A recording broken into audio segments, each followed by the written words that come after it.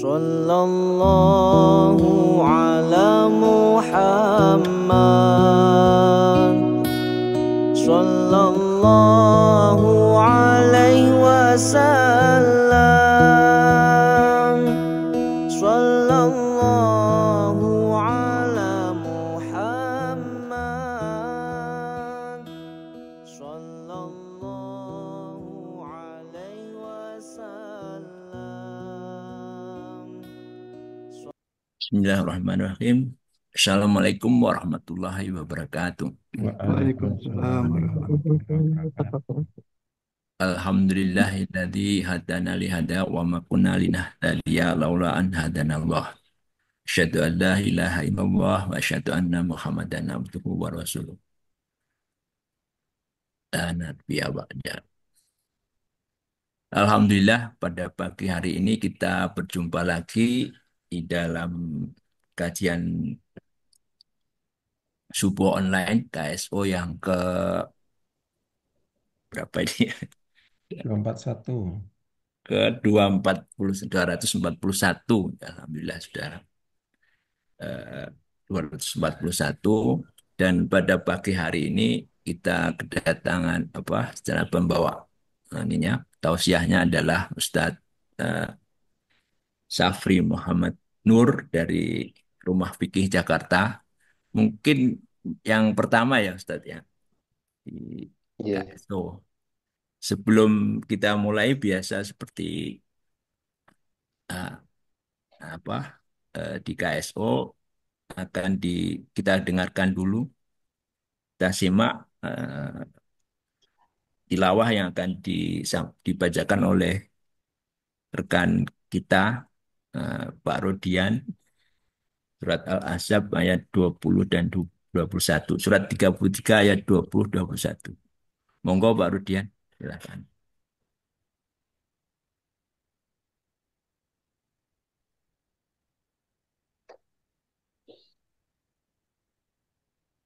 Ya, makasih Mas Amor. Ya. Assalamualaikum warahmatullahi wabarakatuh. Waalaikumsalam warahmatullahi wabarakatuh. A'udzu billahi minasy syaithanir rajim. Bismillahirrahmanirrahim.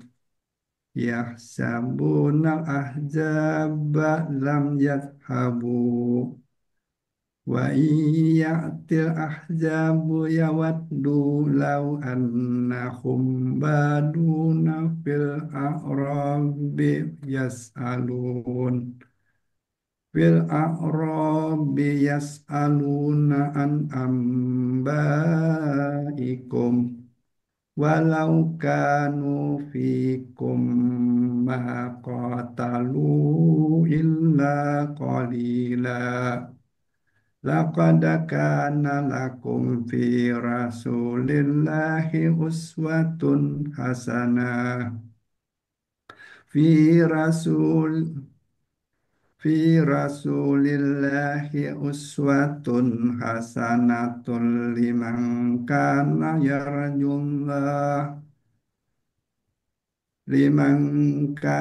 yarjullaha wal yaumal akhir wa dzakarallaha katsira.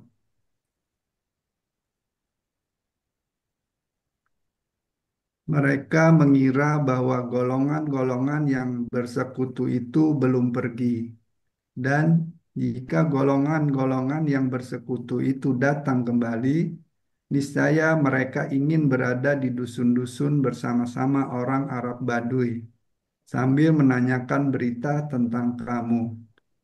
Dan sekiranya mereka berada bersamamu, mereka tidak akan berperang, melainkan sebentar saja.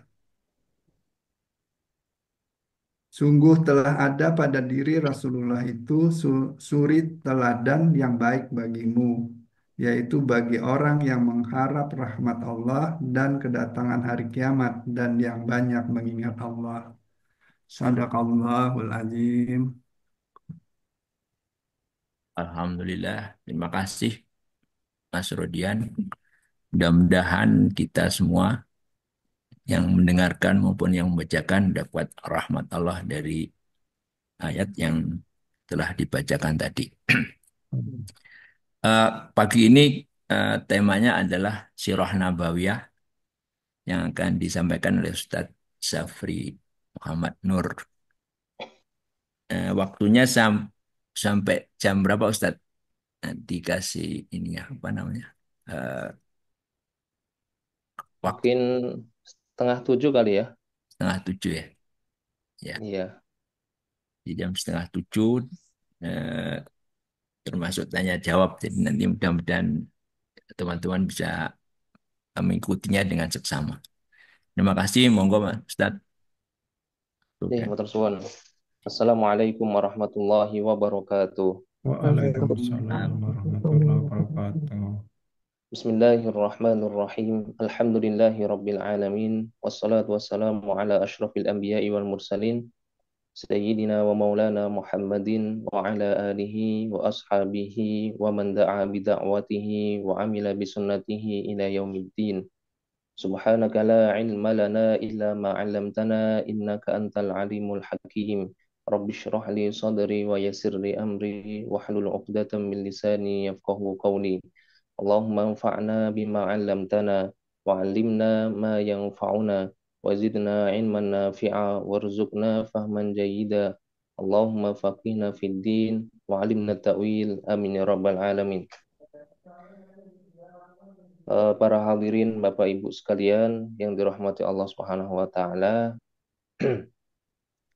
Setelah tadi kita memanjatkan puji syukur kepada Allah dan berselawat kepada Nabi Muhammad SAW, maka alangkah baiknya sebelum kita memasuki materi kajian pada pagi hari ini, kita ulangi kembali doa kita kepada Allah. Mudah-mudahan Allah menerima amal ibadah kita semuanya.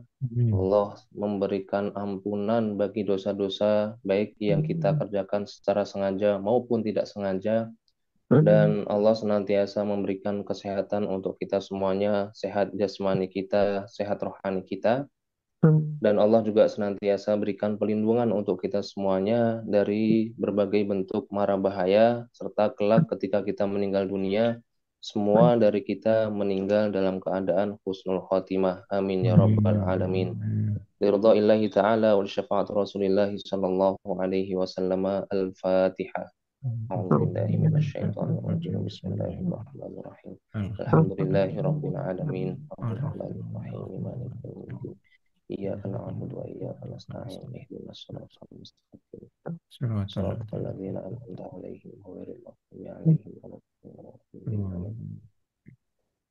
Bapak Ibu sekalian yang dirahmati Allah Subhanahu wa taala, dalam pepatah disebutkan tidak kenal maka tidak sayang, gitu ya. Dan barangkali ini adalah karena ini pertemuan pertama dan barangkali Anda jamaah Bapak Ibu yang memang belum mengenal saya pun belum mengenal Bapak Ibu sekalian, maka pada kesempatan ini saya ingin memulai dengan memperkenalkan diri dulu. Nama saya Syafri Muhammad Nur, aktivitas salah satunya di Rumah Fikih Indonesia Jakarta, lalu asli dari Klaten, istri asli dari Gresik. Kalau mendengar tadi ini adalah kumpulan alumni SMA tahun 80, berarti seangkatan dengan ibu saya. Seangkatan dengan ibu saya itu juga keluaran alumni SMA tahun 80, mertua saya pun yang ibu juga 80. Ya di angka-angka itu. Jadi ya sebenarnya ini anak kecil, kalau istilahnya kasarnya ngunyahi banyu segoro gitu ya. Masa anak kecil menjadi pembicaranya orang-orang yang sudah senior kan kurang tepat. Tapi namanya majelis ilmu sebenarnya bukan masalah umur, siapa yang lebih tua, siapa yang lebih muda, tapi di dalam majelis ilmu itu kita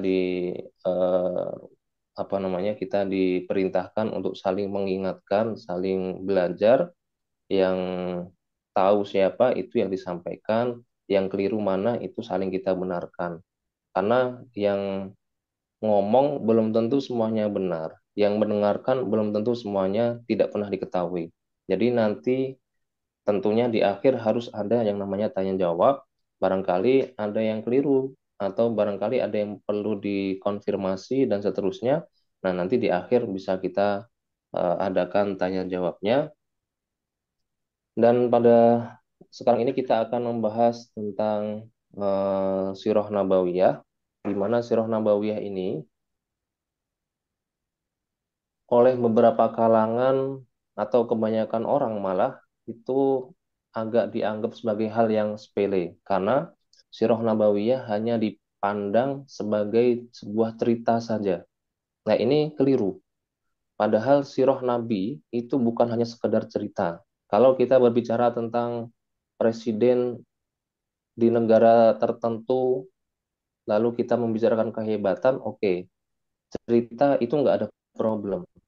Tapi ketika kita berbicara tentang sirah nabawiyah, khususnya sirahnya Nabi Muhammad SAW, maka sebenarnya bukan hanya cerita belaka, tapi banyak hal yang bisa kita petik. Oleh sebab itu, ada ulama namanya Syekh Ramadan Al-Buti menuliskan kitab khusus terkait dengan sirah, namun judulnya adalah Fikih Sirah Nabawiyah. Fikih Sirah Nabawiyah. Bagi orang yang awam, maka akan bertanya-tanya, maksudnya gimana? Fikih kan berbicara tentang hukum-hukum amaliyah. Sirah itu berbicara tentang cerita. Terus fikih sirah nabawiyah itu menu apa lagi, ilmu apa lagi begitu ya. Nah, itu karena beliau memandang Syekh Sa'id Ramadan Al-Buti karena fikih itu ya salah satunya hanya di sirah itu hanya dipandang sebagai sebuah cerita belaka. Padahal tidak. Sirah Nabawiyah bukan hanya sekedar cerita, tapi nanti banyak sekali pelajaran-pelajaran, banyak sekali pengaruhnya Sirah Nabawiyah terhadap ilmu syar'i. Jadi kalau kita berbicara ilmu syar'i itu ada banyak, ada Al-Quran dan tafsirnya, ada ilmu Al-Quran, lalu hadis, ada ilmu hadis, ada mustalah hadis dan seterusnya. Lalu ada fikih, lalu ada akidah, lalu ada eh, ilmu bahasa dan seterusnya. Ilmu syar'i itu sangat banyak cabangnya, cabang keilmuannya. Dan ternyata Sirah Nabawiyah ini termasuk salah satu disiplin ilmu yang kalau kita tidak menguasainya, maka mustahil dia itu menjadi seorang ulama. Gitu-gitu ya. Jadi bukan mustahil, susah untuk menjadi seorang ulama. Orang yang disebut alim, ulama, kiai yang memang ilmunya, kualitas ilmunya bagus, itu salah satunya harus menguasai tentang Sirah Nabawiyah. Oleh sebab itu, Syekh Syed Ramadan Al-Buti itu menjelaskan beberapa perkara kenapa kita seberapa pentingnya kita mempelajari Sirah Nabawiyah. Kalau kita tanya kepada orang-orang, kira-kira jawabannya apa? Apa sih pentingnya kita belajar fikih atau belajar Sirah Nabawiyah? Apa pentingnya kita belajar Sirah Nabawiyah? Rata-rata orang hanya akan menjawab, mungkin jawabannya untuk mengenal lebih dekat pribadi Nabi, gitu ya. Atau ada jawaban lain barangkali. Sebelum saya tampilkan materinya. Kira-kira apa pentingnya kita belajar Sirah Nabawiyah selain mengenal lebih dekat pribadi Nabi? Apalagi? Lebih mencintai Nabi. Nah, itu sudah saya jawab. Cari jawaban yang lain yang belum saya jawab. Apalagi? Yang kira-kira menjadi jawaban kita, kenapa kita perlu mempelajari Sirah Nabawiyah? Mencontoh, mencontoh Meneladani. Mencontoh Nabi. Hmm. Meneladani, Mentaati. mencontoh itu hal yang sama ya. Kalau Nabi itu istrinya ada 11, berarti kita mencontoh Nabi istrinya 11 juga. Nabi itu kalau sholat malam, satu rakaatnya satu surat penuh. Jadi rakaat pertama Al-Baqarah, bahkan dalam satu riwayat itu Nabi itu satu rakaat bacaannya bisa Al-Baqarah, Ali Imran, An-Nisa, itu satu rakaat doang. Kalau kata kita Nabi itu adalah orang yang dicontoh, berarti harusnya kita nyontoh juga beliau. Sholat Hmm. malam, satu rakaat, 3 surat yang paling panjang. Gimana tuh? Hmm. Kalau bisa, Ustaz. Atau ada yang lain? Apalagi Tapi selain mas mencontoh satu. Nabi? Gimana? Mencontoh tapi mas tato tuh. Oh, contoh kalimat mastata'tu. Karena ada hadisnya ittaqillah mastata'tum. Bertakwalah kepada Allah semampu kalian gitu. Baik, ini di antara jawabannya ya betul. Bahwa kita memang diperintahkan untuk mencontoh Nabi, tapi semampu kita tidak semua hal bisa kita contoh dan tidak semua hal boleh untuk kita contoh. Yang dilakukan Nabi tidak semuanya bisa kita contoh gitu ya. Kalaupun boleh kita contoh, ternyata nggak semua hal yang dilakukan Nabi bisa kita contoh juga karena keterbatasan kemampuan kita. Nabi itu mampu untuk berpuasa setiap hari tanpa makan banyak, tanpa minum banyak. Tapi kalau kita masuk Ramadan 1 bulan, pikirannya, wah besok sudah puasa. Yang dipikirkan itu nahan lapar, nahan minumnya. Bukan fadilah dari Ramadan itu apa. Bukan Ramadan itu justru adalah bulan supaya kita lebih dekat kepada Allah dan seterusnya. Bukan itu. Yang dipikirkan adalah Ramadan bulannya menahan lapar, lah bulannya menahan haus dan seterusnya. Nah, ini berarti dia tipikal orang yang berpuasa masih di tingkatan anak TK lah. Kalau sudah levelnya bukan anak TK harusnya mikirnya, wah besok Ramadan saya harus maksimalin ibadah saya dan seterusnya. Baik, kita kembali kepada Sirah Nabawiyah. Jadi ini kitabnya Sirah Nabawiyah ini banyak sekali kitab-kitab yang membahas tentang Nabi Muhammad. Di antaranya adalah kitab Ar-Rahiqul Maktum, kitab yang sudah diakui, kitab sejarah, khususnya Sirah Nabawiyah, yang diakui oleh semua ulama, bahkan mendapatkan predikat nomor 1. Nah, nanti ini kayaknya sih sudah ada banyak terjemahannya. Kalau memang dirasa perlu, maka bisa itu dibeli terjemah Sirah Ar-Rahiqul Maktum. Sudah banyak dan cuma 1 jilid. Meskipun bukunya tidak terlalu tebal, tapi manfaatnya sangat besar dan para ulama sudah menyatakan, terkhusus ulama kontemporer, bahwa kitab ini diakui sebagai kitab yang keakuratan dalam menyajikan sejarahnya itu hampir-hampir sempurna, lalu berdasarkan riwayat-riwayat yang bisa dipertanggungjawabkan juga. Karena ada beberapa sirah Nabi itu eh, diambil dari kisah Israiliyat, kisah Israiliyat yang tidak bisa diambil, tidak bisa dipertanggungjawabkan keilmiahannya dan seterusnya. Nah, kalau Ar-Rahiqul Maktum itu sudah diakui validitasnya, riwayatnya dan seterusnya, maka ini bisa menjadi salah satu kitab sejarah yang direkomendasikan untuk dimiliki.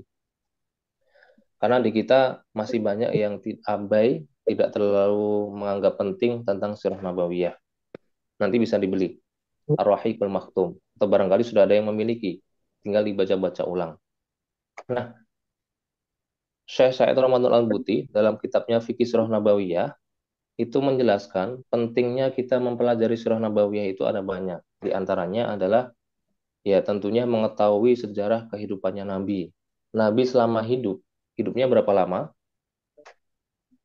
63 tahun. 63 tahun. Kurang lebih 63 dari tahun 500 571 Masih. 71, ada ulama 570 Masehi. Antara 570 sama 571. Tapi yang jelas Nabi hidup lahir ketika tahun gajah gitu ya. Nah, ini yang jelas. Cuma pertanyaannya, para ulama ahli sejarah itu berbeda pendapat. Kapan tahun gajah terjadi? Ada yang mengatakan 570 Masehi, ada yang mengatakan 571 Masehi. Itu awal mula Nabi hidup. Dan saat itu kalender Hijriah itu belum ada. Karena kalender Hijriah baru ada bukan di zaman Nabi, tapi zaman siapa itu? Sirah Nabawiyah, kalender Hijriah. Umar. Khalifah Umar bin Khattab yang pertama kali membuat atau merumuskan kalender Hijriah. Gitu ya. Itu di zamannya Khalifah Umar bin Khattab. Maka kebanyakan ulama menuliskannya Nabi lahir di tahun Masehi, bukan Hijriah. Ada dulu ada jamaah itu karena saking semangatnya dalam beragama, dia itu pokoknya maunya kalender Hijriah. Bagus. Tapi kemudian ketika berbicara tentang sirah Nabi, dia memaksakan. Tidak boleh menggunakan Masehi juga. Karena Masehi itu bukan kalendernya kita, katanya. Harus menggunakan kalendernya kita. Nah, padahal kalender Hijriah baru dirumuskan di zamannya Khalifah Umar bin Khattab. Itu pun awal mulanya bukan dari lahirnya Nabi, tapi dari Nabi hijrah ke Yathrib. Saat itu masih Yathrib kan gitu. Nah, jadi nggak bisa dipaksakan. Kalaupun harus menggunakan kalender Hijriah, maka jawabannya adalah Nabi lahir sebelum Hijriah. Tahun berapa sebelum Hijriah? Berarti kira-kira tahun berapa sebelum Hijriah? 10 tahun. 45 tahun. Eh, Bukan 45. Nabi hijrahnya kan bukan 45. Nabi hijrah umur berapa? 55 ya. 50. 50. Belum tepat. 50. 55 belum tepat. 50 belum tepat. 40. 40 Baru diangkat. belum tepat. Di angka 50-an. Ini ada berapa orang nih? 51 ya. Oh, 51. 50. Belum tepat. Jadi Nabi itu hijrah di umur 52 sampai 53. Ya berarti ya sekitaran itu. Hmm.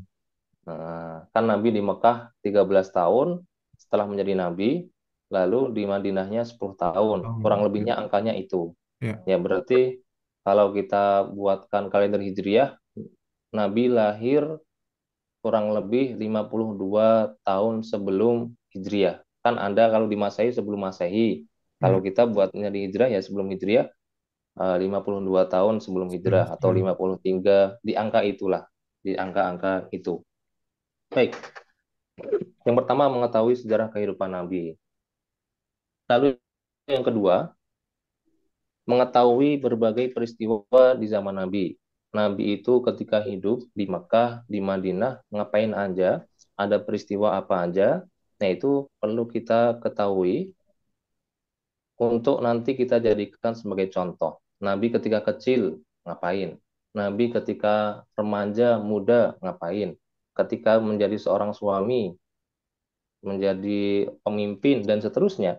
Itu semuanya adalah role model kita yang perlu kita ketahui. Karena kita semuanya pasti mengakui Nabi Muhammad adalah role model kita sebagai seorang muslim. Tetapi di sisi lain, kita nggak mau tahu apa kejadian yang terjadi di masa Nabi.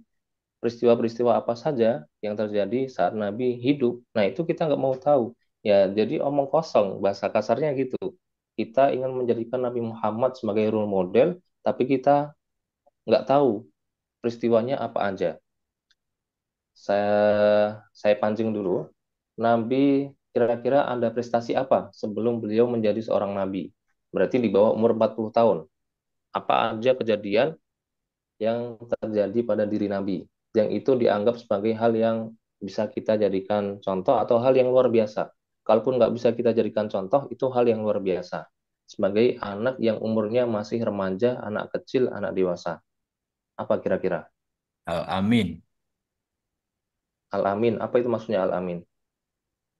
Yang paling dipercaya. Sejak kapan Nabi Muhammad dikenal Al-Amin? Setelah kenabian ya. Setelah kenabian berarti di atas 40 Sebelum, tahun. sebelum Nabian. Sebelum kenabian. Sebelum kenabian itu ada 40 tahun Nabi hidup. Berarti mulai tahun berapa? Kan Nabi menjadi Nabi umur 40 tahun. Kalau Nabi Muhammad itu mendapat gelar Al-Amin sebelum menjadi Nabi, berarti kapan mulai awalnya beliau mendapatkan gelar Al-Amin itu? Ya, muda. Tahun Sejak berapa? muda. Ya, Muda itu sekitar 20-an, 25, gitu ya. lebih muda lagi. Lebih muda lagi. Umur-umur SMA, kira-kira. SMA. Ya. SMA ya. Jawabannya, semua para nabi dan rasul itu wajib punya sifat yang namanya Al-Amin. Semua nabi, nggak cuma Nabi Muhammad. Artinya, dari lahirnya, dari masa kecilnya, sudah mulai berkomunikasi dengan orang, Nabi Muhammad itu sudah punya sifat Al-Amin. Dari kecilnya. Jadi ibaratnya lahir saja sudah dikenal Al-Amin. Nah gitu. Baru lahir saja sudah dikenal Al-Amin. Karena itu sifat yang wajib melekat pada Nabi. Baik ketika sudah menjadi Nabi atau ketika belum diangkat menjadi Nabi. Karena dalam kitab, kalau kita belajar akidah, itu nanti kita akan mengenal sifat wajib bagi Rasul, sidik, amanah, tablik, fatonah. Nah, 4 sifat ini wajib melekat pada diri Nabi ketika mereka ada di dunia. Ya berarti bahasa sederhananya, lahir saja sudah Allah kasih sifat amin, sudah Allah kasih sifat jujur. Maka tidak ada pernah cerita Nabi kok bohong, Nabi berdusta, Nabi tidak amanah, Nabi tidak cerdas. Itu nggak ada ceritanya seperti itu di kalangan para Nabi dan Rasul. Nah, kalau kita sebagai manusia biasa, yang hari ini sealim apapun itu, sesoleh apapun kita, tetap yang namanya sidi amanah tabil fatona itu bukan perangkat bawaan kita. Kita barangkali pernah berbohong, pernah berdusta. Kita barangkali pernah tidak amanah. Maka kita nggak layak menjadi nabi, karena kita nggak punya perangkat sifat yang namanya sidik amanah tabil fatona. Nah, ternyata kita bahas sirah nabi aja, menyangkutnya ke akidah. Kita bahas sirah nabi, nyangkut ke fikih. Nanti kita bahas sirah nabi, nyangkut ke hadis dan seterusnya. Itulah pentingnya sirah nabawiyah memang. Baik. Nomor 2 adalah mengetahui berbagai peristiwa di zaman Nabi. Tadi saya membahas sampai situ apa? Nih Nabi ya. Nabi itu kejadian yang terjadi pada diri Nabi ketika beliau belum menjabat sebagai seorang Nabi, ya banyak. Kayak misalnya Nabi memang punya sifat 4 tadi, sifat wajib. Lalu Nabi beberapa kali mengalami apa istilahnya, pembedahan dada. Jadi dadanya Nabi itu dibedah oleh malaikat Jibril awalnya di umur 4 tahun. Lalu ketika Nabi mau Isra Mi'raj dan seterusnya, itu pernah beberapa kali Nabi dibelah dadanya. Menandakan ini adalah orang yang spesial ini. Meskipun baru 4 tahun. Dan banyak nanti kita akan bahas di Sirah Nabawiyah. Lalu yang ketiga, mengenal lebih dekat pribadi Nabi, tentunya dengan kita mempelajari Sirah Nabi, berarti kita tahu siapa orang yang sedang kita pelajari ini. Kalau kita sudah tahu, berarti kita akan lebih kenal, lebih dekat lagi kepada beliau. Maka sebenarnya fungsi dari kita ada majelis maulid, ada pengajian maulid Nabi, dan ini barangkali sudah di mana-mana ada. Setiap bulan Rabiul Awal, bulan Maulud, pasti ada pengajian maulid Nabi. Nah, fungsinya apa? Ya supaya kita lebih kenal dengan Nabi kita. Cuma masalahnya, karena kajian terkait dengan Nabi Muhammad itu sifatnya hanya setahun sekali, ya berarti ilmu yang kita dapatkan itu nggak banyak. Yang sudah kita dapatkan saja bisa jadi hilang, apalagi yang belum kita dapatkan, karena diadakannya setahun sekali.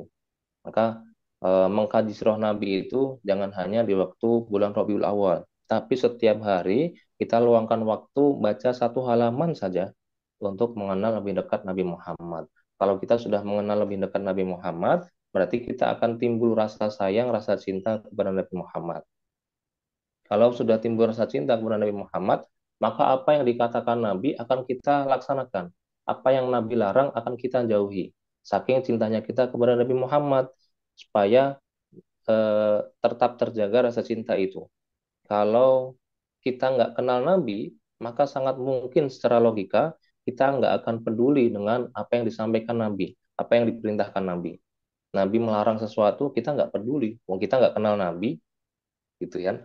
Maka penting kita untuk mencintai Nabi supaya nanti di akhirat kita bisa termasuk dari golongan beliau, umatnya beliau yang menikmati surga. Jangan sampai menjadi umatnya beliau yang nanti menikmati neraka.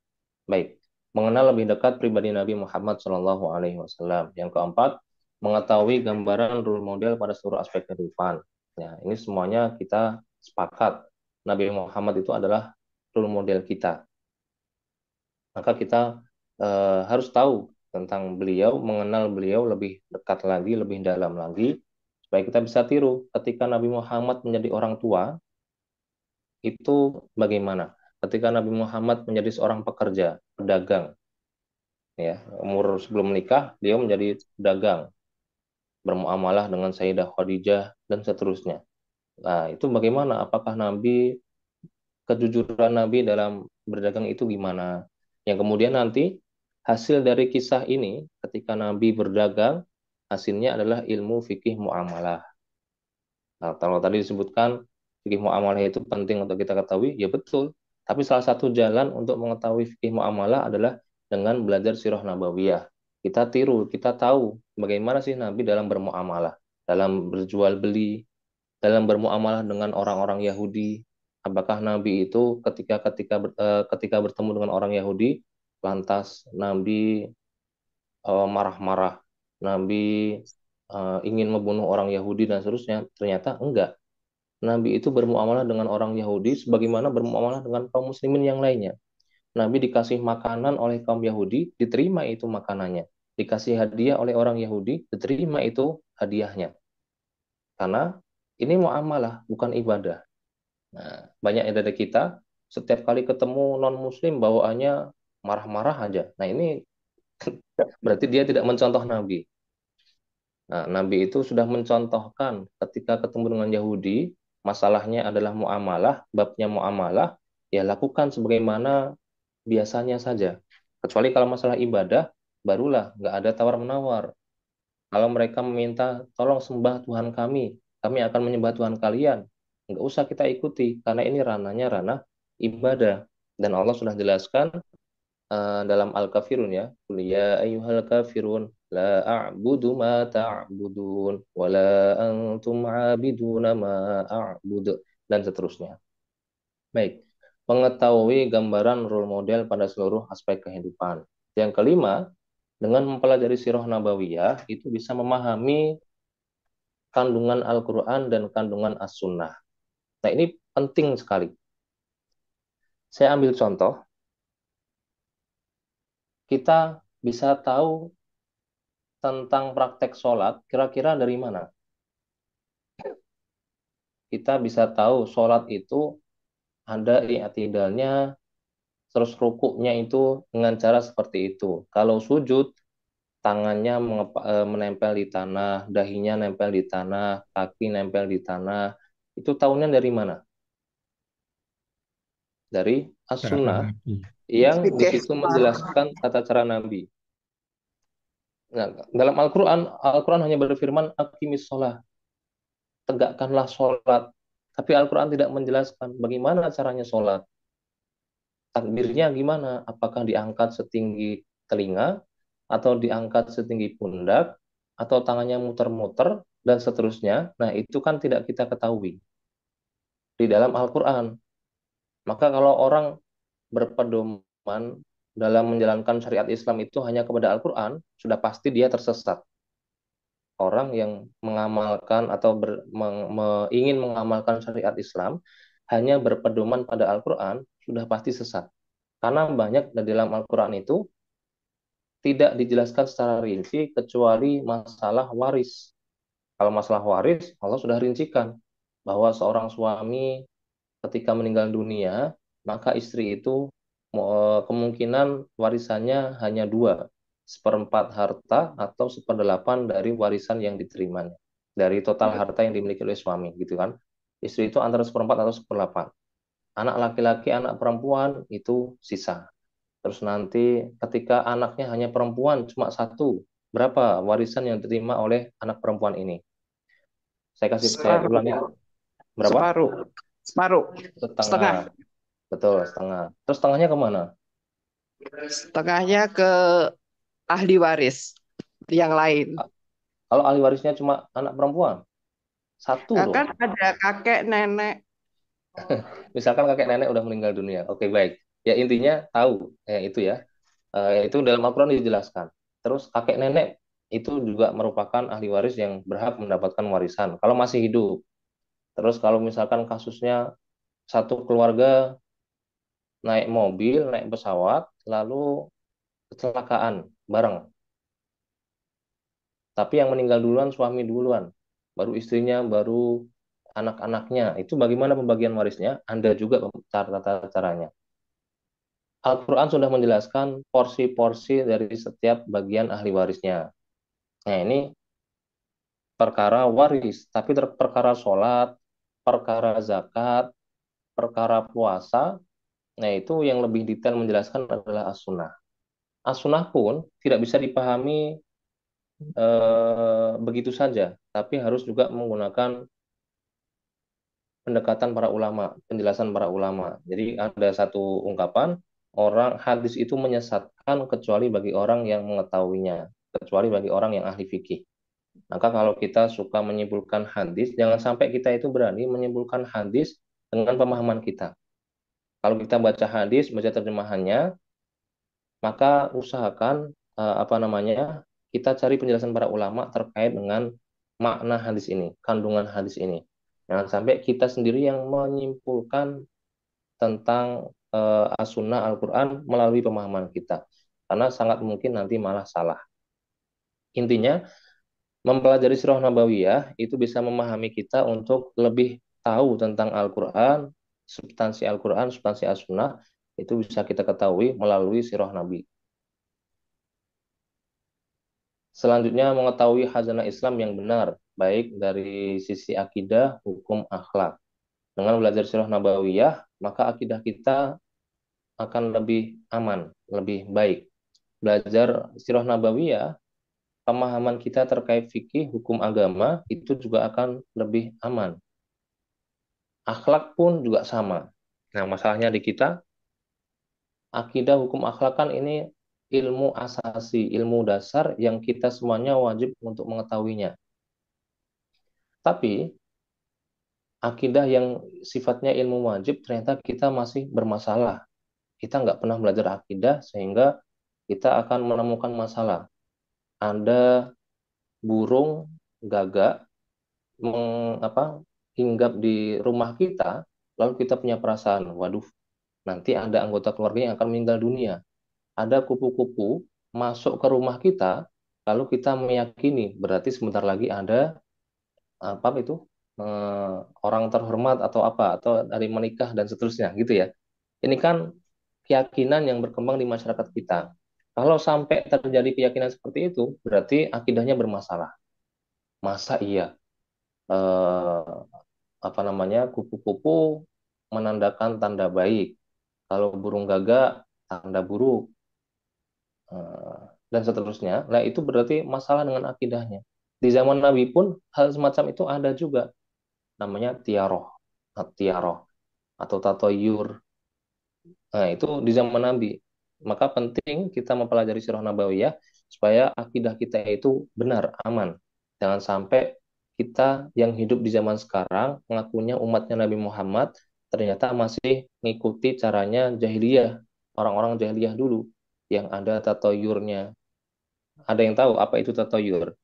Yang bisa jawab umroh. Apa itu tatoyur? Yang bisa jawab umroh.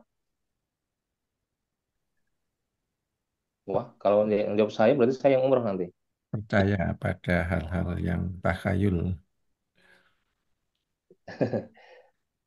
Ya, tadi saya belum selesai. Yang bisa jawab umroh biaya masing-masing, tapi tatayur itu kalau di zaman Nabi dulu orang mau bepergian kemana, nanti dia akan menerbangkan burung. Kalau burungnya ke arah kanan atau ke arah depan, berarti pertanda perjalanan yang akan ditempuh itu perjalanan yang baik. Kalau burungnya ke arah kiri atau ke belakang, berarti pertanda dia tidak boleh melakukan perjalanan karena perjalanannya akan buruk. Kalau dia berbisnis, bisnisnya akan tidak jalan, rugi, dan seterusnya. Nah, dulu orang Arab itu seperti itu. Itu tatayur dan itu dilarang, syirik. Nah, di zaman kita sekarang, ya burung gagak tadi, kupu-kupu yang hinggap di rumah, apalagi contoh-contoh yang lainnya banyak ya. Kalau ada gerhana, berarti yang makan butoiju, dan seterusnya. Nah, itu termasuk tatayur yang kita tidak boleh meyakini. Karena itu sama saja menggadaikan akidah kita. Hukum fikih juga sama. Mempelajari sirah nabawiyah itu bisa memperdalam hukum fikih kita. Akhlak juga sama. Terakhir, menjadikan uswah hasanah baik sebagai dai, pemuda, pemimpin anak, dan lain-lain. Ketika Nabi itu sebagai dai mengajak orang-orang kepada kebenaran, bagaimana caranya Nabi? Nah, kalau ada orang mengajak orang-orang dakwah, dai itu kan pelaku dari dakwah, pelaku dakwah. Kalau cara ngajaknya dengan paksaan, berarti dia tidak mencontoh Nabi. Karena Nabi itu tidak memaksa orang lain untuk masuk Islam, tapi caranya dengan dialog, caranya dengan berbicara baik-baik. Nggak ada yang dipaksa satupun orang untuk masuk Islam.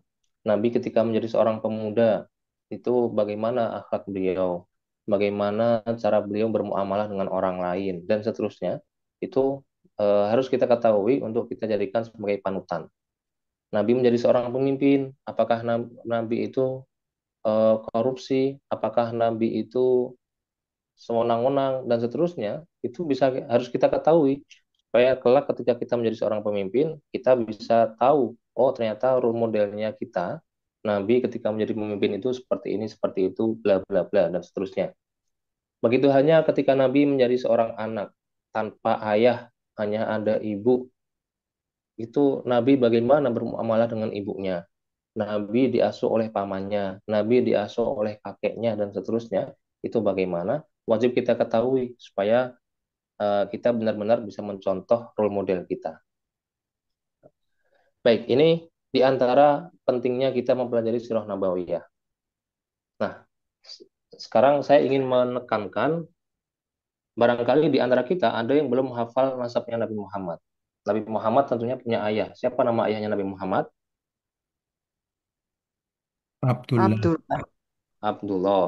Abdullah punya ayah. Namanya siapa? Hashim, Weh, Bukan.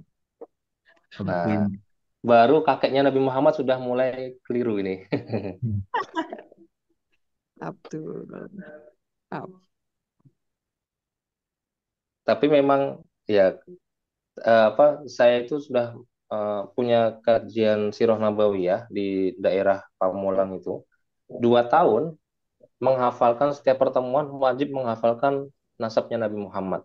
Selama 2 tahun sudah dapat sekitar 12 nama. Kakeknya Nabi Muhammad yang ke-12 itu sudah dihafalkan.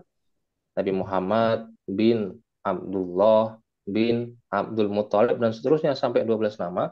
Jamaahnya alhamdulillah sudah hafal. Nah, kalau ini baru pertama kali ya nggak usah sampai 12. Paling nggak kakek kedua berarti buyutnya Nabi deh. Buyutnya Nabi. Kita mulai dari ayahnya Nabi Muhammad namanya Abdullah. Kakeknya Nabi Abdul. Muhammad namanya Abdul Muthalib, Muttalib. Abdul Muthalib atau Abu Talib. Abdul Abu Muthalib, Thalib. Abdul Muthalib, Kalau Abu Talib siapanya Nabi? paman. paman. Paman, Oh, Masya Allah. Ya. Karena banyak yang tertipu. Abdul Muthalib Abdul itu kakeknya Muttalib. Nabi.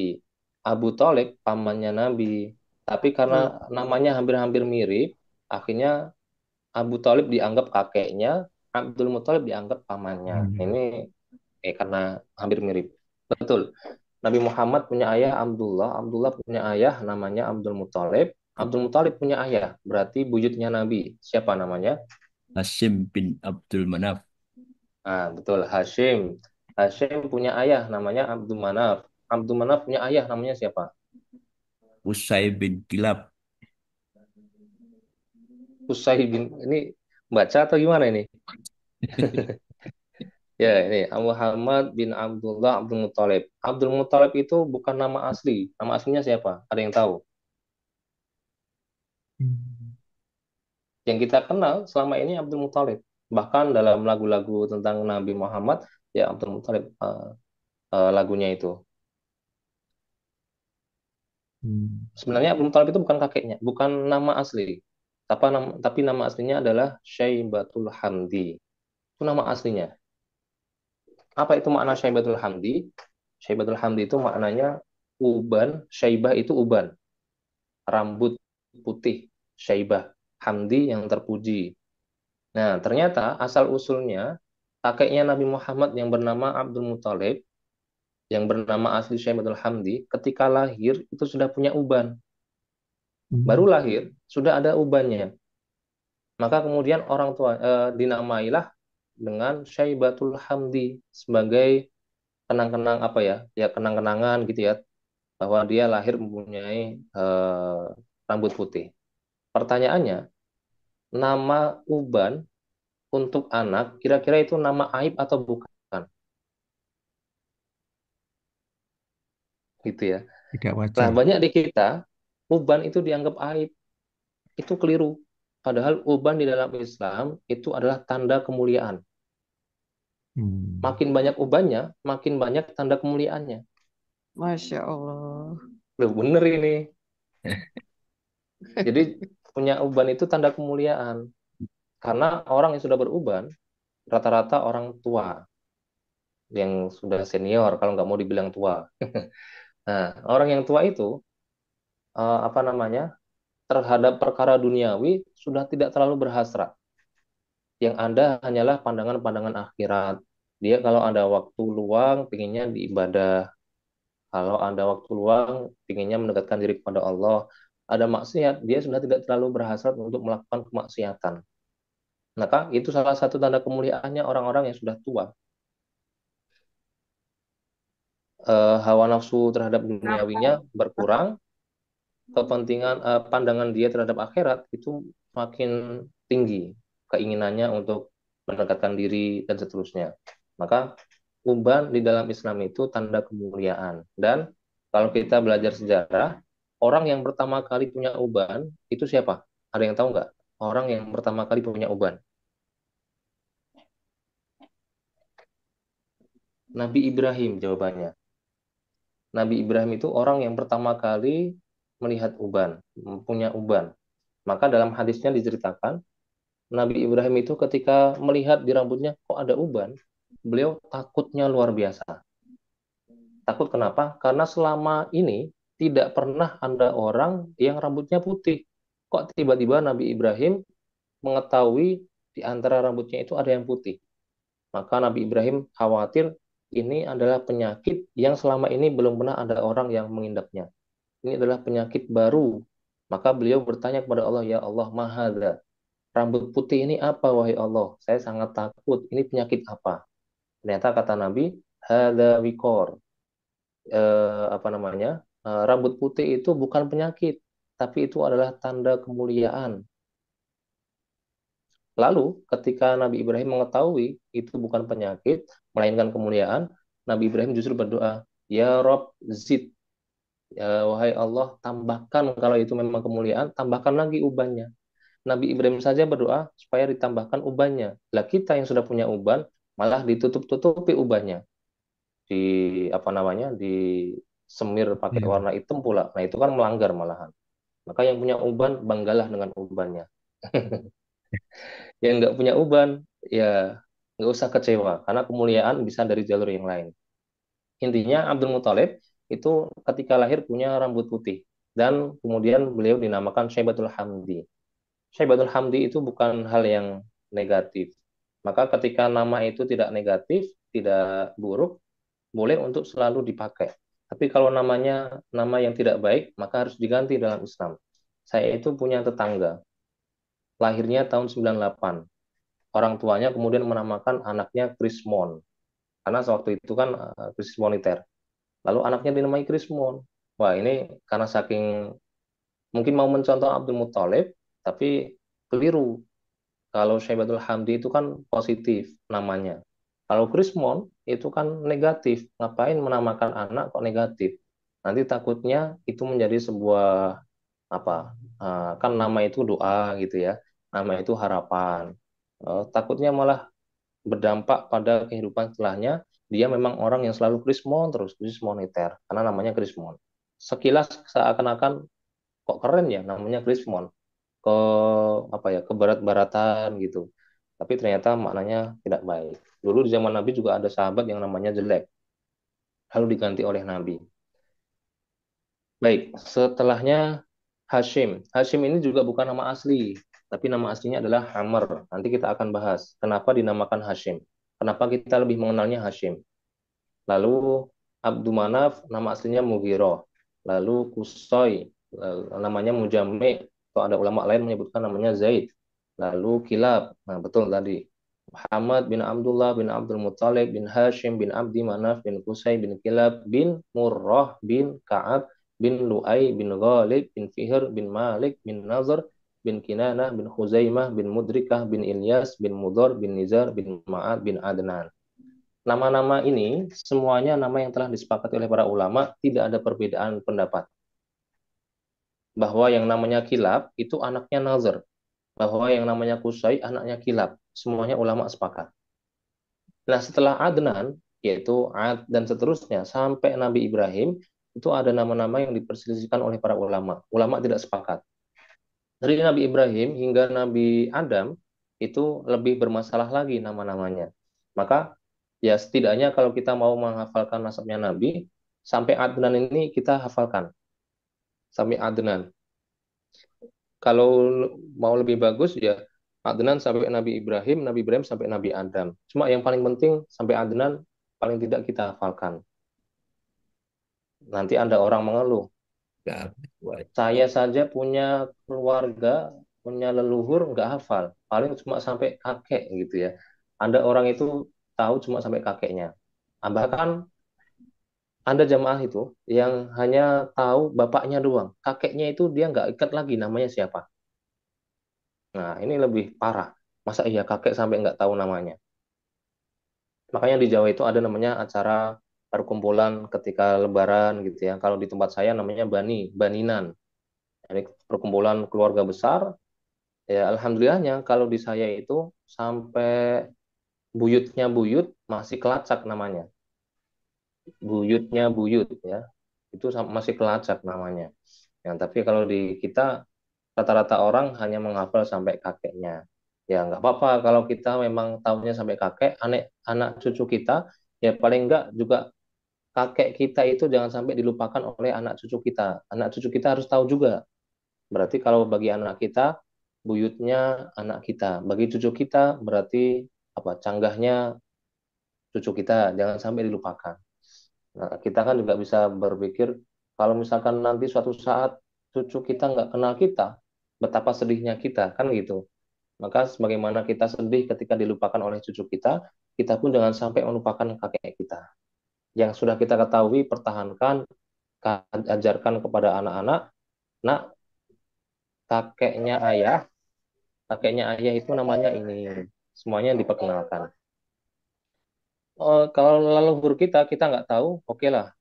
Tapi kalau Nabi Muhammad, karena sudah ada dokumentasinya, nama-namanya jelas, nah tinggal kita ngafalin saja nama-namanya. Serta nanti kita akan pelajari kisah-kisah mereka juga. Abdullah kisahnya seperti apa, Abdul Muthalib kisahnya seperti apa, Hashim seperti apa, dan seterusnya.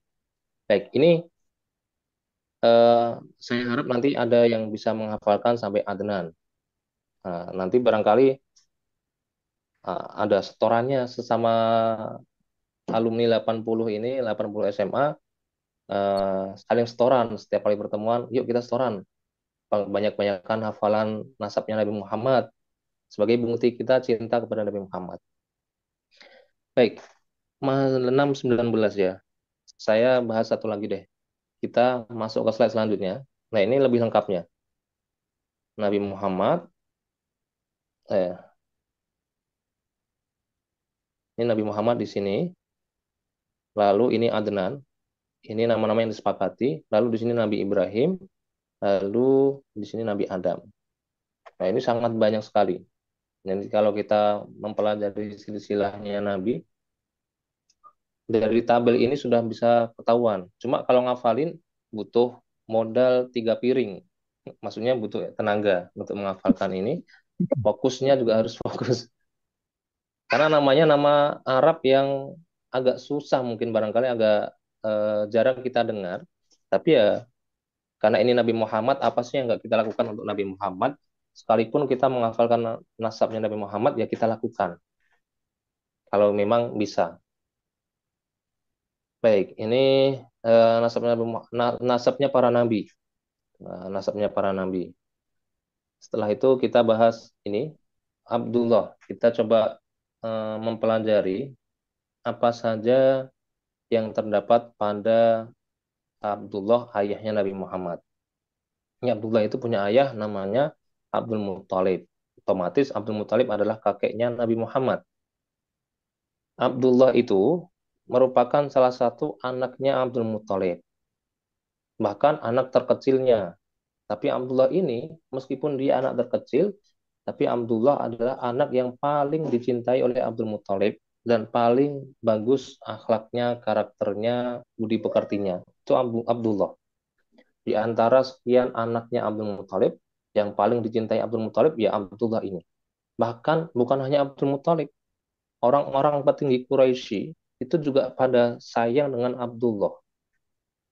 Jadi Abdullah itu menjadi, meskipun itu anaknya Abdul Muthalib, tapi yang sayang dengan beliau itu petinggi-petinggi Quraisy. Orang-orang Quraisy juga sayang kepada beliau. Nah, ini salah satu kehebatan Abdullah. Bisa dicintai oleh orang banyak. Kalau kita lihat baganya, Abdul Muthalib itu punya istri tidak cuma satu, tapi ada istrinya namanya Sofiyah, ada namanya Fatimah, ada namanya Aminah, ada namanya Halah, ada namanya Natlah atau Natilah. Nah, ini di antara istri-istrinya Abdul Muthalib. Dari pernikahan Abdul Muthalib dengan Sofiyah, lahirlah anak namanya Harith. Dan Harith ini anak tertuanya Abdul Muthalib. Berarti ini pamannya Nabi Muhammad yang tertua, itu Harith. Namanya Al-Harith. Lalu Abdul Muthalib punya istri Fatimah. Lahirlah anak di antaranya Zubair, Abu Thalib, Abdullah. Abdullah ini adalah ayahnya Nabi Muhammad. Ini adalah ayahnya Nabi Muhammad. Kalau Abu Thalib berarti saudara kandungnya Abdullah. Abu Thalib itu siapa? Paman. Ya, iya, Aman. pasti paman. Iya, paman. Tapi kisahnya tentang Abu Thalib, atau dia punya anak, siapa namanya anaknya Abu Thalib? Ali. Ali ya. Nah, di sinilah Ali. Di sini lahirlah Nabi Muhammad gitu. Lalu ini ada Zubair. Zubair bin Abdul Muthalib juga pamannya Nabi. Berarti Abdullah dan Abu Thalib itu satu ayah satu ibu.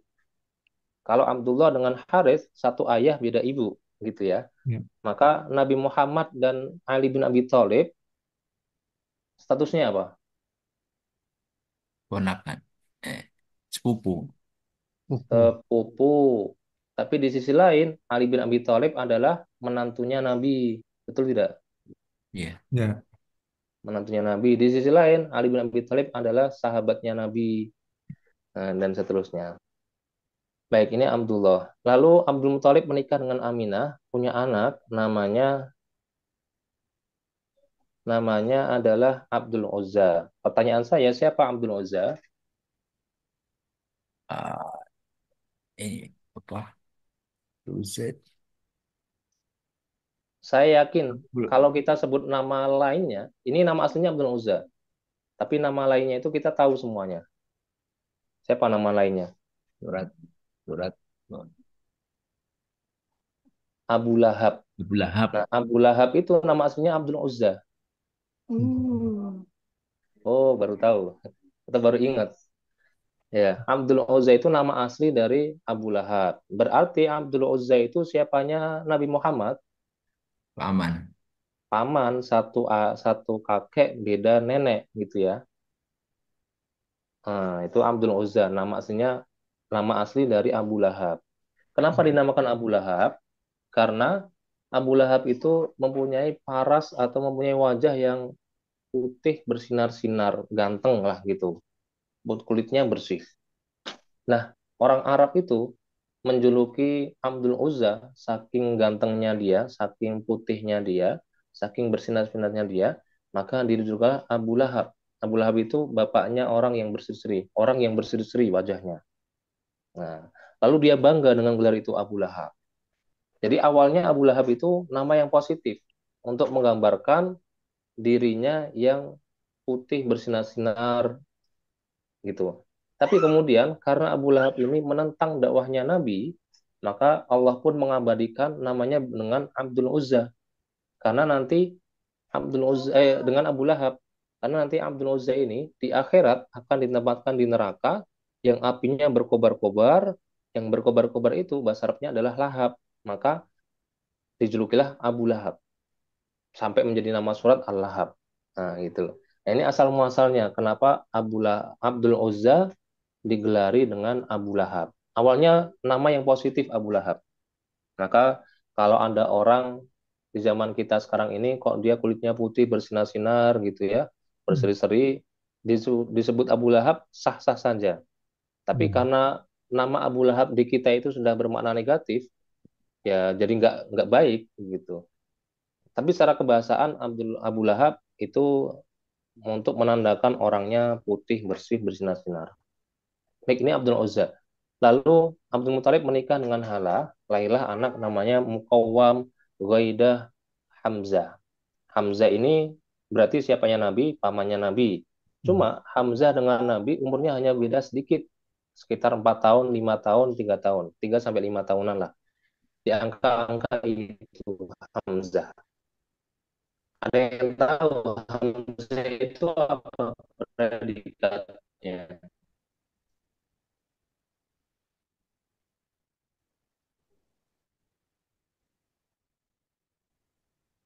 Punya julukan apa? Asadullah, ya, singanya Allah. Saking beraninya dia meninggal waktu perang Uhud. Lalu dia juga dikenal dengan Sayyidus Syuhada, pemimpinnya para orang-orang yang mati syahid itu Hamzah. Maka ketika Hamzah ini meninggal dunia, Nabi sangat sedih sekali. Lalu saking sedihnya beliau sampai lupa bahwa kematian Hamzah ini adalah bagian dari takdir Allah. Maka kemudian Allah menurunkan ayatnya terkait dengan kematian Hamzah. Kamu tidak usah terlalu sedih dengan kematian Hamzah, karena ini kurang lebihnya karena ini termasuk dari takdirku dan aku lebih tahu apa yang layak kepada Hamzah ini. Nah, ini pelajaran bagi kita. Kalau ada keluarga kita, orang-orang tercinta kita meninggal dunia, jangan sampai kita melupakan bahwa ini termasuk dari bagian takdir Allah. Kalau Allah sudah berkehendak, maka itu adalah pilihan Jadi terbaik eh, dari Allah. pagi ini kita mendapatkan pencerahan dari Sirah Nabawiyah. Silahkan teman-teman yang ingin berdiskusi langsung atau di chat belum ada, monggo. Oke, Pak Ustadz. Ya, Eh, Jendri, Iya, mau gini, Ustadz, di masa saat itu ya, Nabi waktu lahir di Arab itu, di suku Quraisy ya, itu terkenal dengan sebutan jahiliyah ya. Padahal ya, mereka sebenarnya percaya dengan Allah ya. Kemudian kalau kita lihat cerita-cerita itu, mereka itu sebenarnya akhlaknya juga bagus gitu, juga apa eh, jujur gitu seperti itu. Sebutan makna jeliyah itu sebenarnya apa Pak Ustadz? ya, baik. Jadi sebenarnya sebelum Nabi Muhammad lahir, orang-orang itu sudah tahu Tuhan mereka adalah Allah. Bahkan mereka dalam berdoa pun menyebutnya Allah. Itu Allah itu sudah nama yang diketahui oleh orang-orang Arab jahiliyah, orang-orang Arab zaman dahulu sebelum Nabi Muhammad lahir pun sudah pada tahu. Cuma masalahnya orang-orang Arab jahiliyah itu menganggap yang namanya Allah itu berbentuk patung. Ya, Allah Tuhan itu ada fisiknya. Ya, kemudian divisualisasikan menjadi sebuah patung dan seterusnya. Nah, maka mereka semuanya mengakui yang namanya ada Tuhan. Tetapi dalam memaknai Tuhan itu seperti apa, nah itu yang menjadi masalah. Karena Tuhan itu dianggap berbentuk patung, Tuhan itu dianggap berbentuk yang lainnya. Kalau kamu mau jusi, api, dan seterusnya. Nah, itu menjadi masalah. Lalu kenapa mereka sudah mengakui adanya Allah sebagai Tuhan mereka, tapi mereka dianggap sebagai jahiliyah karena orang-orang waktu itu, yaitu tidak, yang pertama karena tidak mengetahui hakikat Allah seperti apa.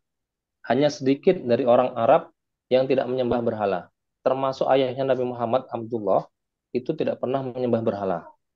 Terus kakeknya Nabi Muhammad Abdul Muthalib tidak menyembah berhala. Dan semua nasabnya Nabi Muhammad ke atas tidak ada satupun yang menyembah berhala. Nah, itu kelebihannya nasab Nabi Muhammad. Jadi nasabnya Nabi Muhammad memang terjaga dari perbuatan syirik. Kalau paman-pamannya Nabi Muhammad masih mungkin syirik, tidak terjaga. Contohnya Abu Lahab tadi, contohnya yang lain-lain. Tapi kalau garis keturunannya Nabi Muhammad yang lurus, Abdullah, Abdul Muthalib, eh, Hashim, Abdi Manaf, Qusay, Kilab, Murrah, Ka'ab, Lu'ay, Ghalib, Fihr, dan seterusnya. Semuanya itu adalah orang-orang yang suci, orang-orang yang lurus, tidak pernah menyembah berhala.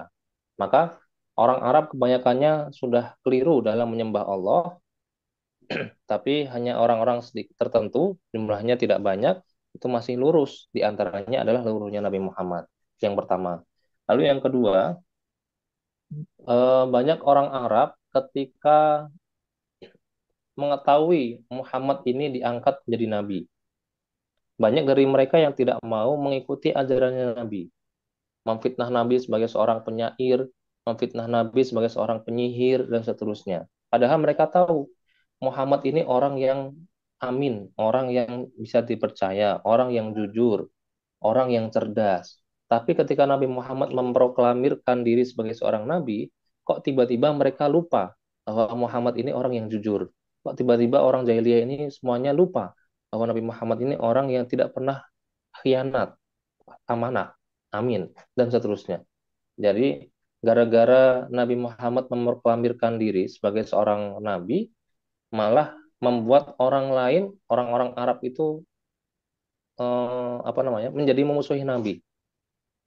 Nah, maka gara-gara itulah orang-orang Arab yang tidak mau mengikuti Nabi, mengakui kenabiannya Nabi, maka mereka disebut dengan jahiliyah. Sudah tahu ada lampu, ada jalan yang terang, kok memilih jalan yang gelap. Nah, itulah maka kemudian kenapa dinamakan jahiliyah, bodoh. Ada ilmu, ada air, namanya orang haus, ketemu air ya diminum, tapi malah dia nggak mau minum. Nah, ini kan tanda orang yang bermasalah akalnya. Nah, jahiliyah juga sama. Sudah tahu ada Nabi Muhammad, orang yang jujur, orang yang berdusta, kok tiba-tiba tidak mau diikuti, itu berarti dia jahiliyah. Kira-kira seperti itu. Wallahu a'lam bishawab. Syukran, Ustaz.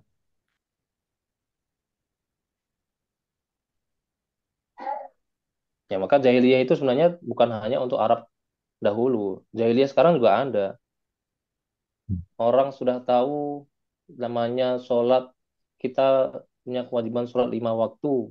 Kok sholatnya cuma milih 1 waktu, itu pun maghrib doang. Ataupun 1 waktu itu sholat id doang. Atau sholat Jumat doang. Ya berarti dia termasuk kaum jahiliyah. Sudah tahu kewajibannya apa, sudah tahu yang benar mana, tapi milih yang tidak benar. Ini jahiliyah modern. Jahiliyah di zaman kita sekarang. Ya, makasih Ya, wallahu a'lam bishawab.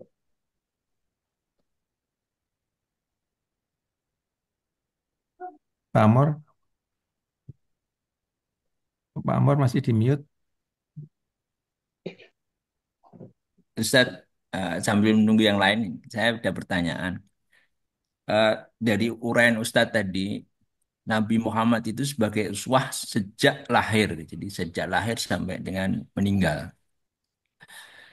Nah, padahal eh, sebenarnya berarti eh, selama ini ya sebagian besar kita kan fokusnya hanya setelah menerima wahyu, jadi umur 40 hanya 23 tahun. Sedangkan masa yang lebih lama itu adalah 40 tahun itu lebih panjang itu sebelum Menjadi menerima nabi. wahyu. Ya, Padahal itu yang juga harus dijadikan teladan gitu. ya betul. Artinya bahwa eh, kalau dalam hal ini sebenarnya sirah nabawiyah itu harus diajarkan sejak dini, sejak usia anak-anak gitu. Ya, Nah, betul. itu sebenarnya satu pertanyaan itu kapan itu, ya, caranya bagaimana, tipnya barangkali. Kemudian yang kedua itu pada saat sebelum menerima wahyu itu Nabi Muhammad itu beribadah, apakah sudah sholat? Kalaupun sholat, sholatnya seperti apa itu? Nah, ya. Ya, itu aja mungkin. Baik. Yang pertama, bahwa betul Nabi dijadikan sebagai uswah hasanah itu mulai masa kecilnya, ya bahasa kasarnya mulai dari Nabi lahir itu sudah bisa dijadikan. Tapi kan logikanya nggak mungkin lah bayi setahun bisa kita jadikan, apa yang mau kita jadikan teladannya. Tapi sifat Ya, 4 wajib anak-anak. tadi itu sudah include ke diri Nabi secara otomatis. Ya setidaknya Nabi mulai anak-anak mulai bermain, bagaimana cara mainnya Nabi. Nah, itu perlu kita ajarkan kepada anak-anak kita karena ya itu tadi Nabi adalah uswah kita. Caranya adalah sekarang sudah banyak buku-buku yang menjelaskan sirah Nabi mulai dari Nabi itu kecil. Nabi kecil membantu ibunya. Kan Nabi Muhammad dengan ibunya hanya berkomunikasi dalam waktu berapa tahun? Sekitar 6 tahunan. Terus Nabi ketika misalkan main dengan anak teman-temannya umur 4 tahun, lalu dibelah dadanya oleh malaikat Jibril, itu bagaimana cara Nabi main? Itu ada buku-buku sejarah yang membahas tentang itu, khusus untuk anak-anak. Maka itu bisa kita ajarkan. Nabi bermuamalah dengan pamannya, dengan kakeknya Abdul Muthalib. Ketika ibunya meninggal dunia, diasuh oleh kakeknya. Nabi Muhammad itu apakah usil dengan kakeknya atau usilnya bagaimana? Nabi dengan pamannya Abu Thalib, nah gimana gitu dan seterusnya. Ini yang betul bahwa 40 tahun pertama kehidupan Nabi itu juga menjadi uswahnya Nabi, termasuk Nabi Muhammad. Kalau misalkan di gini, anggapan uswah hasanahnya Nabi itu dimulai dari 40 tahun, kita nggak akan mendapatkan ilmu terkait cara muamalahnya Nabi, cara dagangnya Nabi. Karena Nabi berdagang di umur berapa? Masa muda, sebelum nikah. Nabi menikah caranya gimana? Nabi ketika sudah menjadi suami, sahnya Sayyidah Khadijah, itu bagaimana? Itu kan sebelum menjadi Nabi semuanya. Maka jelas keliru kalau menganggap uswah hasanah Nabi Muhammad itu dimulai 40 tahun. Itu tidak. Nah, nanti muamalahnya gimana? Kita nggak tahu fikih muamalah.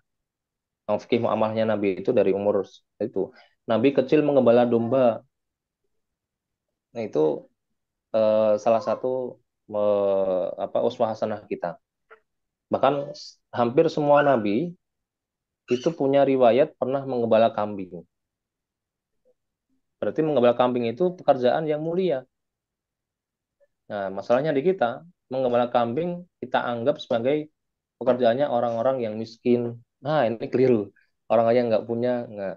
Kalau kita punya kelebihan waktu, ada kelebihan dana juga, coba-cobalah ternak kambing. Kita belajar ternak kambing begitu. Mencontoh Nabi, meskipun sifatnya bukan wajib. Tapi paling tidak yang pernah dilakukan Nabi, kita bisa merasakan, oh ternyata rasanya ngangon kambing seperti ini, gitu ya, dan seterusnya. Baik, lalu yang kedua, apa tadi yang kedua? Sholat, Hmm, sholat Ibadah. sebelum sholat. Enggak. Baik.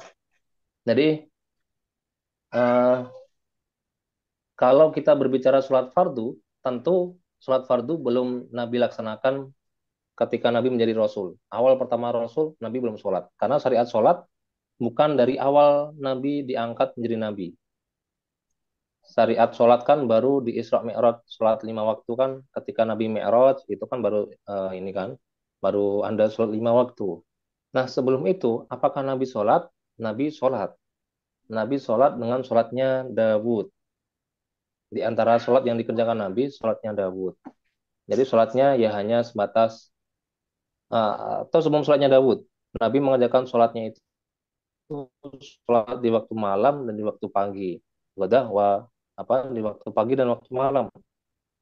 Nah, sebelum itu juga Nabi mengerjakan sholat namanya sholat Dawud, sholat yang diajarkan oleh Nabi Dawud. Apa itu sholat Dawud? Puasa libur, Rabu puasa, Kamis libur, itu puasa Dawud. Kalau sholat Dawud, gimana sholat Dawud itu? Ada yang tahu? Sholatnya Nabi Dawud. enggak, tidak, Wah, nggak ada yang tahu. Nggak pernah ada yang ngamalin ini. baru Sholatnya Nabi Dawud. baru baru dengar. Malah baru dengar. Jadi ada hadisnya Nabi. Ini hadis Nabi ini kalau nggak salah di Sahih Muslim atau Sahih Bukhari begitu. Sahih intinya. Jadi Nabi bersabda, ahabus salati ilallahi salatu Dawud wa ahabus yami ilallah siyamu Dawud. Salat yang paling dicintai Allah, maksudnya adalah salat sunnah, adalah salatnya Dawud. Dan puasa yang dicintai Allah dalam hal sunnah itu adalah puasanya Dawud. Nah, puasa Dawud sudah kita ketahui. Sholat Daud seperti apa? Sholat Daud itu sholat yang dikerjakan di waktu malam. Arti waktu malam, rinciannya setengah malam pertama dipakai untuk tidur. Sepertiga malam yang kedua dipakai untuk sholat. Seperenam malam yang terakhir dipakai untuk tidur lagi, baru subuh. Jadi kalau kita buat apa namanya, gampangnya, malam itu kan dari maghrib sampai subuh. Tapi yang dimasukkan di sini dari waktu isya. Misal kita anggap waktu isya itu jam 7. Isya jam 7, subuh jam 4. Berarti dari jam 7 sampai jam 4 ada berapa jam tuh? Ada 9 ada jam. berapa? 7, 9. Ya. Sholat Daud itu ketentuannya setengah malam pertama dipakai untuk tidur. Berarti dari jam 7 sampai setengahnya tambah 4,5 jam. 7 sampai 11 setengah ya. Ya. Setengah 12. 12. Setengah 12 itu tidur. Lalu se apa tadi? Sepertiganya malam pakai untuk sholat. Sepertiganya dari 9 berarti 3. 3 jam setelahnya itu dipakai untuk sholat. Sholatnya 3 jam. Saya itu tidur lagi.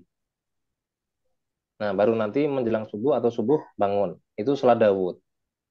Itu sholatnya Daud. Jadi Nabi dulu juga mengerjakan sholat Daud ini. Sholat Daud. Dan tentunya kalau secara rincinya kita nggak menemukan bagaimana tata cara sholatnya. Tapi yang jelas bahwa syariat sholat itu sudah ada dari zaman dahulu, dari nabi-nabi terdahulu. Nabi Ibrahim sholat, Nabi Ismail sholat, nabi-nabi yang lainnya sholat. Cuma tata cara sholatnya bagaimana, wallahu a'lam, kita nggak tahu secara detailnya. Yang kita tahu tata cara sholatnya Nabi Muhammad. Nabi Isa itu juga sholat, cuma tata cara sholatnya kita nggak tahu, nggak dapat riwayatnya. Nah, jadi sholat itu sudah ada dari zaman dahulu. Cuma tata caranya aja yang berbeda, waktunya juga berbeda, kewajibannya berbeda. Oleh sebab itu, ketika Nabi Muhammad Mi'raj, lalu ditanya oleh Nabi Musa, "Hei Nabi Muhammad, dapat wahyu apa?" "Sholat 50 kali." Kata Nabi Musa apa? "Nggak mampu umatmu mengerjakan sholat 50 kali. Umatku saja, umatnya Nabi Musa, itu banyak yang melalaikan kewajiban itu." Maknanya apa? Nabi Musa juga punya perintah syariat sholat. Nah, Nabi Musa hidupnya jauh lebih lama daripada Nabi Muhammad, gitu ya. Nah, itu menandakan bahwa sholat itu sudah ada sejak dulu, tapi tata caranya bagaimana? Wallahu a'lam bishawab. Yang jelas, eh, kita sekarang ini, umatnya Nabi Muhammad, ya harus menggunakan syariat sholatnya Nabi Muhammad pasca mi'rajnya Nabi Muhammad. Nah, kalau yang sebelum mi'raj, ya nggak bisa kita pakai. Itu syariatnya, kalaupun itu syariat untuk Nabi Muhammad dulu, tapi itu sudah nggak berlaku dengan adanya Mi'raj Nabi. Karena ketentuan yang baru adalah kita sholat berdasarkan ketentuan ketika Nabi Muhammad Mi'raj. Ya. Wallahu a'lam bishawab. Makasih Ustaz. Monggo yang lain. Pak Ustadz udah ada acara itu Pak Samor. Oh, iya iya iya. Nanti ke apa namanya? Keenakan kebanyakan. Mohon maaf nih karena kami rata-rata pensiunan, Pak. Jadi waktunya lebih fleksibel. Ya mungkin eh, sekarang sudah hampir jam 7. 7 kurang 10 ya, 7 kurang 12 menit. Alhamdulillah kita eh, akhiri mungkin sebelum diakhiri monggo Pak Ustadz eh, doa dulu di apa, dibacakan doa dulu untuk penutupan pengajian Baik. kita pagi ini. A'udzubillahi minasyaitonirrajim. Bismillahirrahmanirrahim. Alhamdulillahirabbil alamin. Hamdan syakirin, hamdan na'imin, hamdan yuwafi ni'amahu wa yukafi mazidah. Ya Rabbana lakal hamdu kama yanbaghi li jalali wajhikal karim wa 'azimi sultanik. Allahumma shalli wa sallim wa barik ala sayyidina Muhammad wa ala ali sayyidina Muhammad. Allahumma inna nas'aluka al-huda wa tuqa wal afafa wal ghina. Allahumma inna nas'aluka salamatan fid din wa afiyatan fil jasad wa ziyadatan fil ilm wa barakatan fil rizq wa taubatan qabla al-maut wa rahmatan 'inda al-maut wa maghfiratan ba'da al-maut Allahumma hawwin alaina fi sakaratil maut wan najata minan nar wal afwa indal hisab. Allahumma la tada' lana fi majlisina hadza dhanban illa ghafartah wala hamman illa farajtah wala daynan illa qadaitah wala maridan illa syafaitah wala dhallan illa hadaitah wala jahilan illa 'allamtah wala ghaiban illa radattah wala hajatan min hawaijid dunya wal akhirah ya laka ridha wala nafiha salah illa qadaitaha ya arhamar rahimin. Allahumma ja'al jam'ana hadza jam'an marhuma wa tafarruqana min ba'dihi tafarruqan ma'suma wa la taj'alil lahumma fina wa la man ma'ana wa la man yatma'una syaqiyan wa la matrudan wa la mahruma. Allahumma ighfir lana dhunubana wa liwalidina warhamhum kama rabbawna shighara wal jami'il muslimina wal muslimat wal mu'minina wal mu'minat al ahya'i minhum wal amwat innaka sami'un qaribun mujibud da'awat wa ya qadhiyal hajat. Rabbana hab lana min azwajina wa dhurriyyatina qurrata a'yunin waj'alna lil muttaqina imama. Rabbana zalamna anfusana wa illam taghfir lana wa tarhamna lanakunanna minal khasirin. Rabbana atina fid dunya hasanah wa fil akhirati hasanah wa qina adzabannar. Allahumma arzuqna husnal khatimah wa sallimna min su'il khatimah. Allahumma arzuqna husnal khatimah wa sallimna min su'il khatimah. Wa sallallahu ala sayyidina wa maulana Muhammad wa ala alihi wa sahbihi wa sallam.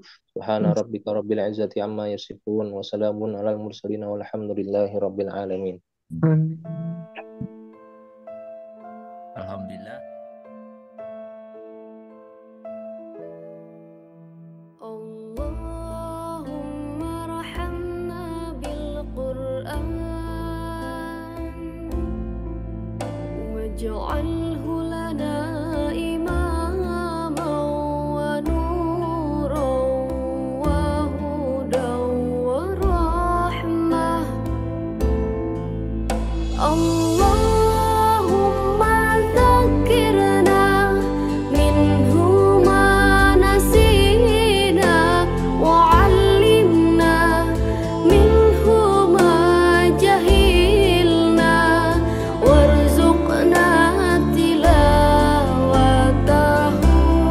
ana al-laili wa atrafan nahar waj'alhu lana hujjatan ya rabbal alamin.